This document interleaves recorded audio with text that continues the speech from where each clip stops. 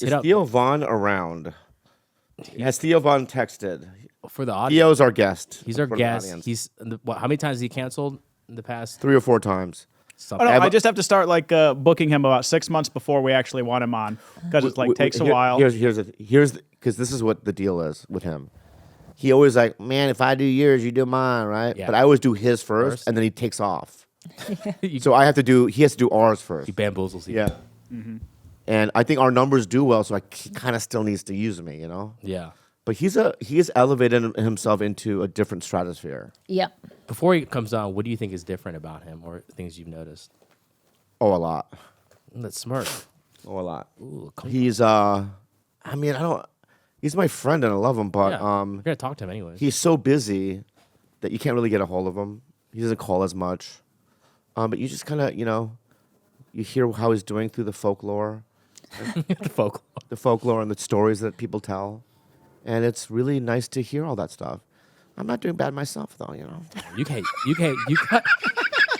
You got some folklore. The weirdest thing about you is that now that you've hit this level of success and fame, you are far more reachable. Like you answer text messages. Like you've never been more. I would agree to that. Right? Like you're so accessible. much more accessible. It's not the success, I'll tell you that. But it's the correlation. No, the correlation is when medication. No, when I went through that hard time last year, and I thought everything was going away. The people that stuck by me, which is pretty much everyone, I had a deeper appreciation for it, and that's what it was. I'm like, you know what? These people have my back, and they love me, and I love them, and I should be more present. I've been nicer to you. Have I not been? Have I not been? Yes, you have. Yeah, and are you appreciative of it? Very much so, sir. Well, I appreciate your friendship. I appreciate yours as well. Thank you. But yeah, well, yours always. But even with Andrew, I'm very appreciative, and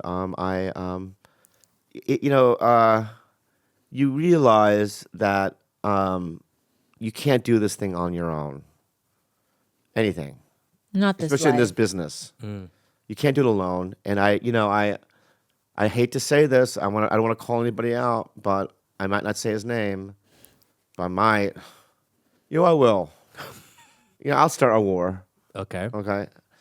So the other night, me and Andrew are doing a show at the Comedy Store. Mm-hmm. And one of those older guys from the days past, who was a huge star, back when I was in high school, middle school, I knew who he was.